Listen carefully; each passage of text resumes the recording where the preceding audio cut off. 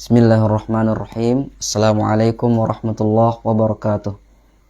Alhamdulillah rabbil alamin wa afdhalus salati wa tammut taslim ala sayyidina wa maulana wa syafi'ina wa qurrati a'yunina Muhammadin wa ala alihi wa sahbihi ajma'in. Rabbi syrah li sadri wa yassir li amri wahlul 'uqdatam min lisani yafqahu qawli, amma ba'du. Para pemirsa yang dimuliakan oleh Allah Subhanahu wa taala, kesempatan kali ini kita akan melanjutkan membaca kitab Matan Ghayatut Taqrib, kitab yang ditulis oleh Al-Imam Ahmad bin Husain atau yang masyhur dengan sebutan Al-Imam Abu Syuja rahimahullahu ta'ala. Pada pertemuan yang sudah lalu kita sudah membaca matan dari beliau yang menerangkan tentang rukun-rukun puasa. Al-Imam Abi Syuja mengatakan bahwa rukun puasa itu ada 4 di dalam cetakan yang dalam Kifayatul Akhyar. Di dalam cetakan yang lain kata Imam Abi Syuja itu rukun puasa itu ada 4. Di antara yang 4 itu adalah, yang pertama adalah niat, yang kedua adalah ta'yinun niyah, kata Imam Syirbini, yang ketiga yaitu al-imsak menahan diri dari segala yang membatalkan puasa, kemudian yang keempat yaitu ma'rifatu tarafain nahar, mengetahui dua ujung hari. Jadi rukun puasa itu ada 4. Yang pertama adalah niat, dan di dalam niat ini para ulama memberikan ketentuan-ketentuan di dalamnya. Di antara ketentuan yang disebutkan oleh Imam Al-Hisni dalam kitab beliau, kitab Kifayatul Akhyar, di antara ketentuan niat itu yang pertama adalah bahwasanya orang yang berpuasa itu harus meniatkan puasanya itu di malam hari. Harus meniatkan puasanya itu di malam hari. Dan yang dimaksud dari malam adalah rentang waktunya, yaitu antara maghrib mulainya terbenam matahari sampai dengan sebelum waktu fajar as-shadiq. Di rentang waktu itulah seorang yang ingin berpuasa meniatkan puasanya esok hari. Kemudian di antara ketentuan di dalam niat, hendaknya orang yang berpuasa,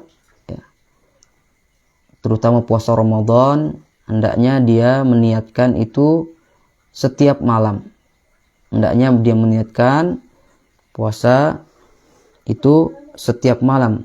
Bukan dia niatkan di malam yang pertama saja untuk 30 hari.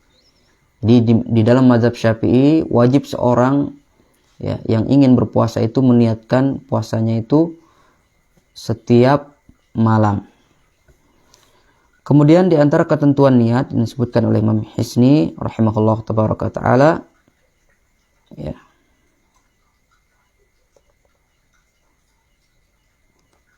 dan kalau di dalam kitab Iqna itu ini menjadi rukun yang kedua, yaitu ta'yinun niyah, menspesifikkan atau menentukan bahwa ini adalah puasa wajib. Terutama ini adalah kita berbicara tentang puasa wajib. Puasa wajib itu adalah puasa Ramadan, puasa nazar, kemudian puasa kafarat, atau itu puasa qada. Puasa qada itu juga harus dispesifikkan niatnya. Kata Imam Syirbini, kenapa dia seorang yang ingin berpuasa, terutama puasa wajib itu harus menspesifikkan niat? Li'annahu Karena puasa itu adalah ibadatun mudhafatun ila waqtin. Karena puasa itu adalah puasa yang disandarkan, yang berkaitan dengan waktu. Jadi puasa adalah ibadah yang berkaitan dengan waktu. Fa wajibu at-ta'inu fi niyatiha. Maka wajib ya seorang yang ingin berpuasa, terutama puasa fardu, itu menta'yin, menentukan puasa yang ingin dilakukan di dalam niatnya itu. Kasolatil khamsi, sebagaimana seorang yang ingin sholat itu wajib juga dia menspesifikkan bahwa sholat apa yang dia ingin kerjakan ini. Karena sama saja antara sholat maghrib dengan antara sholat zuhur dengan sholat asar itu sama-sama 4 rakaat. Ya. Sama-sama diawali dengan takbiratul ihram, diakhiri dengan salam. Sama saja bentuknya. Apa yang membedakannya? Ta'yinun niyah, menentukan, menspesifikkan niatnya bahwa ini adalah sholat asar atau ini adalah sholat zuhur, ya. Dia membedakannya adalah ta'yinun niyah. Begitu juga dengan puasa, ya. Antara puasa wajib dengan puasa sunnah itu sama saja, ya. Menahan diri dari segala yang membatalkan puasa dari terbit fajar sampai terbenam matahari. Sama saja, baik itu antara puasa sunnah maupun puasa wajib. Oleh sebab itu apa yang membedakannya? Itu ta'yinun niyah, bahwa puasa yang ingin dilakukan ini adalah ini puasa Ramadan atau puasa nazar atau puasa kafarat. Oleh sebab itu wajib bagi seorang yang ingin berpuasa, ya, menta'yin, menspesifikkan, menerangkan puasa yang ingin dia lakukan di dalam niatnya itu. Kemudian di antara rukun puasa yaitu menahan diri dari segala yang membatalkan puasa. Menahan diri dari segala yang membatalkan puasa, ya, seperti makan, seperti minum, ya, seperti jima. Ya. Dan lebih spesifiknya lagi akan diterangkan oleh para ulama pensyarah kitab Matan Ghayatut Taqrib ini, ya, di dalam pembatal puasa. Jadi rukun puasa yang ketiga yaitu menahan diri dari segala yang membatalkan puasa, ya, seperti makan, seperti minum, seperti jima, walau bighairi inzalin, meskipun jima itu tanpa keluarnya air mani. Apa kata Allah SWT dalam Al-Quran? Uhilla lakum laylatas siyamir rafathu ila nisaikum. Dihalalkan bagi kalian, ya, di malam-malam Ramadan, di malam-malam puasa, ar-rafas ay al-jima', yaitu al-jima', berhubungan badan, ila nisaikum, kepada istri-istri kalian. Begitu juga, ya, orang yang berpuasa menahan diri dari segala yang membatalkan puasa, seperti ta'ammudil qai', ya, yaitu muntah dengan sengaja. Kemudian di antara rukun puasa yang keempat, dan ini adalah rukun puasa yang terakhir, yaitu ma'rifatu tarafain nahar. Ma'rifatu tarafain nahar yaitu mengetahui dua ujung hari. Ujung awal dan ujung akhir. Mengetahui ujung awal dan ujung akhir. Ujung awal maksudnya adalah terbitnya fajar, datangnya waktu subuh. Ujung akhir yaitu terbenamnya matahari atau datangnya waktu maghrib.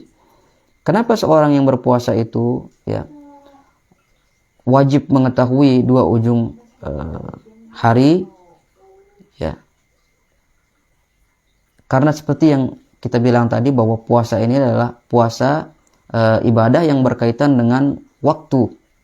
Ibadah yang berkaitan dengan waktu. Dengan dia mengetahui dua ujung hari, dapatlah dia menentukan kapan dia mulai berniat, kapan dia sudah boleh memulai di dalam niat, kapan dia mulai makan sahur, kapan dia menghentikan untuk makan, ya, kapan dia berhenti makan sahur, ya, kapan dia memulai untuk berbuka dan yang lainnya, ya. Oleh sebab itu, ya, orang yang ingin berpuasa itu wajib mengetahui ujung 2 hari. Ya. Jika dia tidak mengetahui dua ujung 2 hari itu, maka dia akan kewalahan nanti. Oleh sebab itu kata Imam Syirbini di sini, ya, "Lau nawa ba'dal fajri lam yasihhu shaumu." Seandainya ada orang yang berniat, terutama puasa wajib, itu setelah subuh, maka tidak sah puasanya. Jika ada yang berniat setelah subuh, berniat puasa wajib, maka tidak sah puasanya. Au akala mu'taqidan annahu lailun wa kana qad tala'al fajru lam yasihhu aidan. Atau jika ada orang yang makan, ya, dan dia meyakini bahwa ini masih malam, padahal ini sudah datang waktu subuh ini, lam yasih aidan.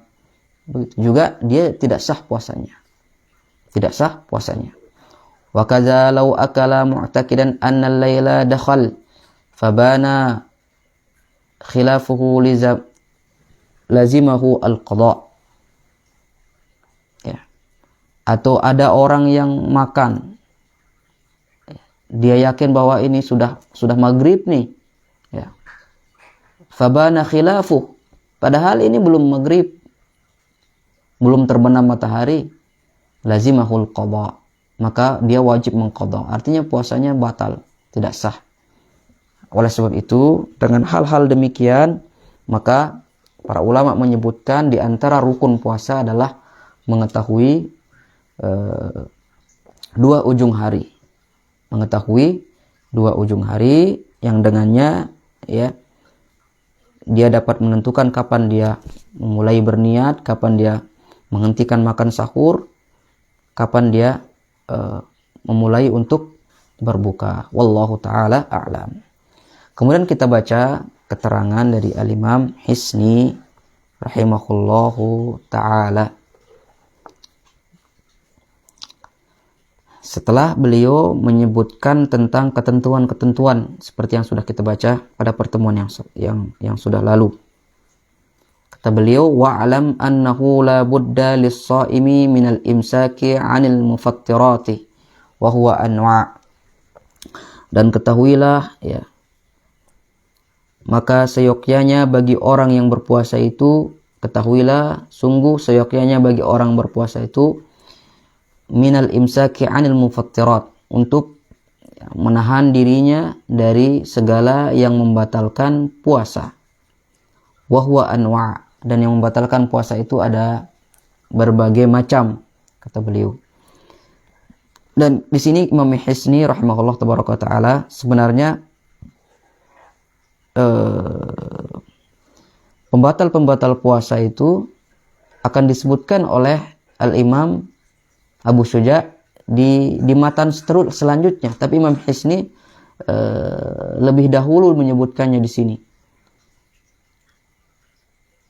Ya, lebih dahulu menyebutkannya di sini, sehingga kata Imam Hisni nanti di sini sudah kita terangkan di pembahasan sebelumnya, kata beliau. Ada sebagian pembatal itu sudah kita terangkan di pembahasan sebelumnya, karena beliau terlebih dahulu menerangkan pembatal-pembatal. Sebagian beliau akan menyebutkan pembatal-pembatal puasa itu terlebih dahulu di sini di pembahasan ini.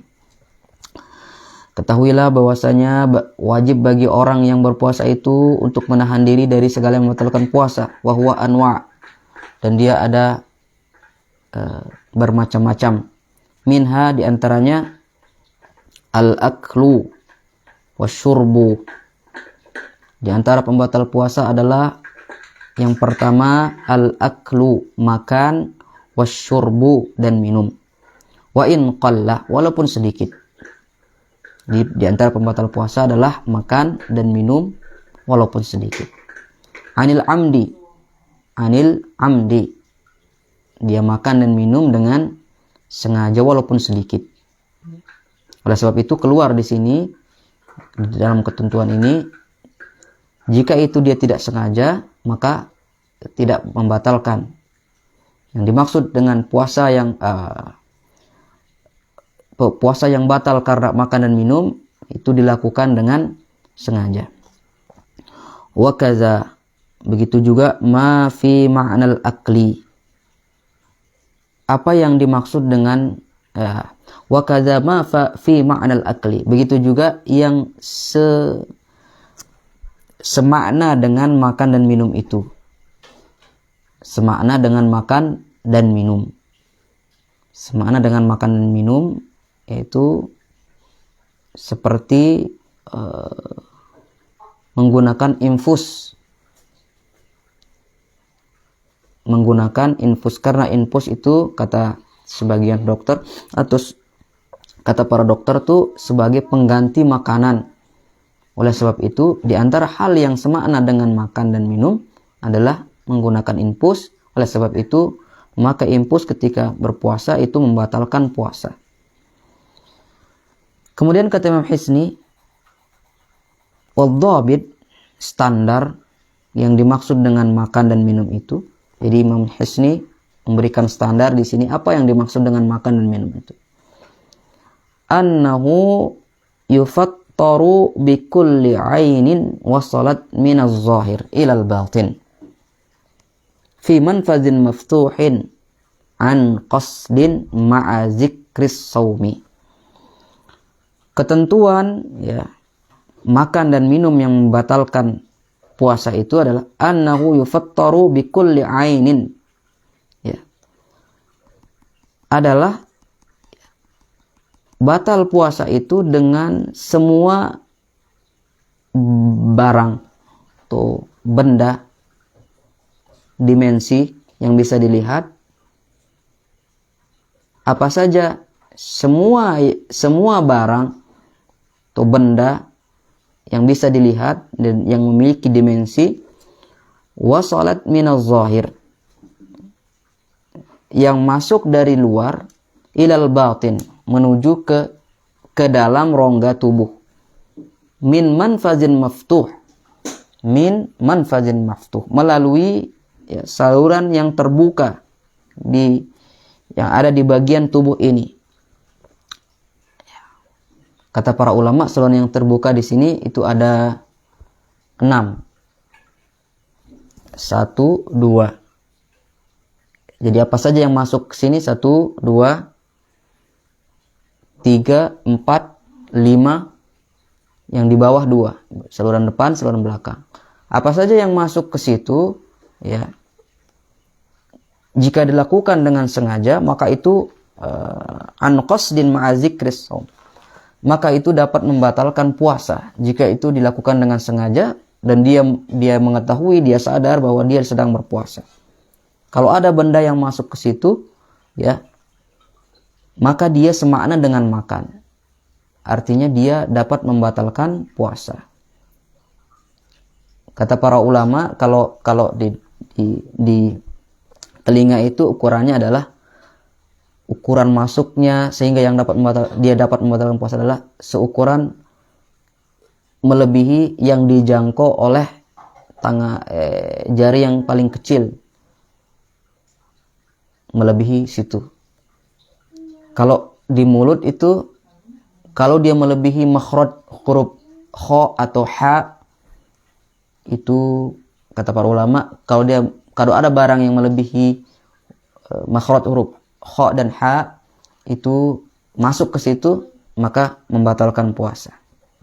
Jadi setiap barang atau benda yang bisa dilihat, yang memiliki dimensi, yang masuk melalui saluran manfazin maftuh ini, maka itu dapat membatalkan puasa, jika itu dilakukan dengan sengaja dan dia dalam keadaan mengingat bahwa dia ini sedang berpuasa. Kemudian kata Imam Hisni, wa syartul batin ay yakuna jawfan wa in kana la yuhilu, dan di antara ketentuan yang dinamakan batin di dalam dhabit ini adalah ayyakuna jawfan. Batin itu yang bagian dalam tubuh itu, bagian tubuh manfazin maftuh tadi itu memiliki rongga. Memiliki rongga. Ya. Oleh sebab itu hidung dia memiliki rongga. Telinga memiliki rongga. Mulut memiliki rongga.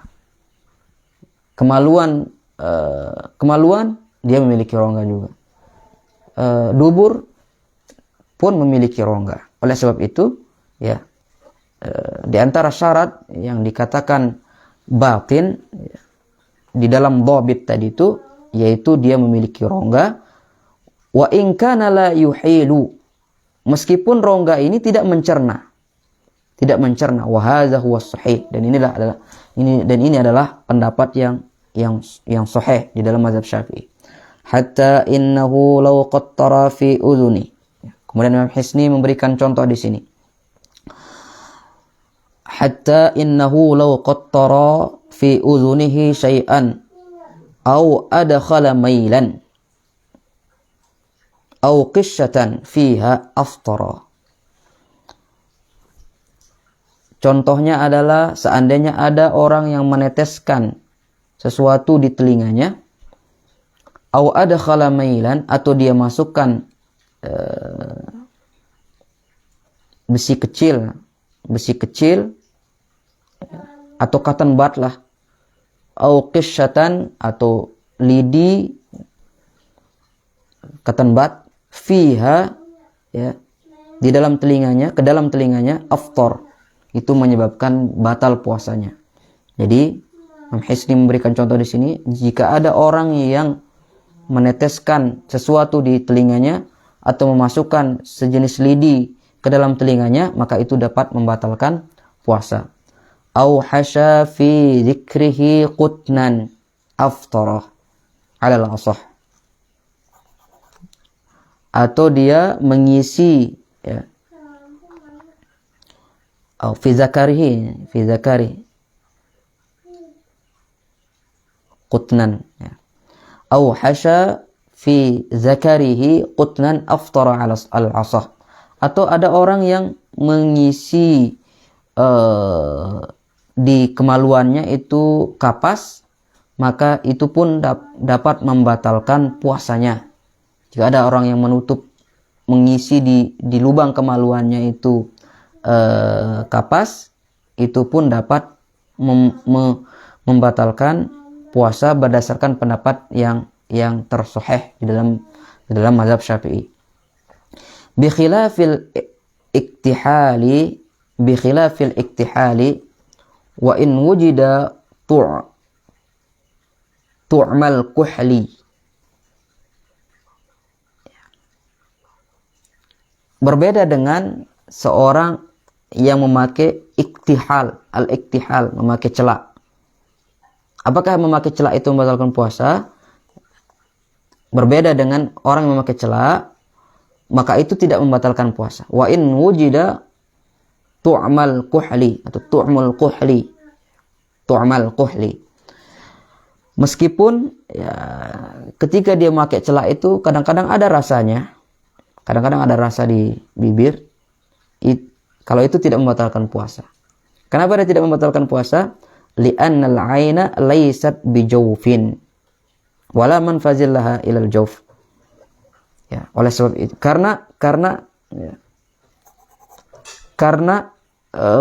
mata itu bukan anggota tubuh yang memiliki rongga. Laysat bijawfin, bukan anggota tubuh yang memiliki rongga, wala manfazalaha ilal jawf, dan dia tidak ada terhubung ke saluran yang ada rongganya. Jadi mata ini dia tidak terhubung ke saluran yang ada rongga di dalam tubuh kita. Oleh sebab itu, orang yang memakai celak mata itu tidak membatalkan puasa. Wa kaza law gharaza sikinan fi lahmis saq la yufattir. Begitu juga orang yang mengiris, seandainya ada orang yang mengiris dengan pisau di lahmi as-saq, di kulit, di daging sak betisnya, itu pun la yufattir, itu pun tidak membatalkan, li'annahu la yu'id di jawfan, karena itu pun tidak terhubung, ya, tidak ada rongga di situ di betis itu. Bi khilafi ma law tu'ina fi batnihi fa innahu jawfun. Berbeda dengan, ya, orang yang menusukkan sesuatu ke dalam perutnya, maka itu dapat membatalkan. Kenapa dapat membatalkan? Fa innahu jawfun, karena perut itu memiliki rongga. Jadi kata Imam Hisni, dobitnya sehingga dia dapat membatalkan puasa itu adalah memasukkan sesuatu, ya, sesuatu yang nyata, yang bisa dilihat, yang memiliki dimensi, dia masukkan dari luar menuju ke dalam batin, yang melalui saluran manfazin maftuh, ya, yang memiliki rongga, ya, dalam keadaan dia sengaja, ya, dan dalam keadaan dia mengingat bahwa dia sedang berpuasa. Itu dia yang dapat membatalkan puasa, dan dia semakna dengan makan. Wallahu ta'ala a'lam. Insyaallah akan kita lanjutkan pada kesempatan yang lainnya membacakan kitab Kifayatul Ahwal ini. Wallahu ta'ala alam. Subhanakallahumma bihamdika asyhadu an la ilaha illa anta astaghfiruka wa atubu ilaik. Wassalamualaikum warahmatullahi wabarakatuh.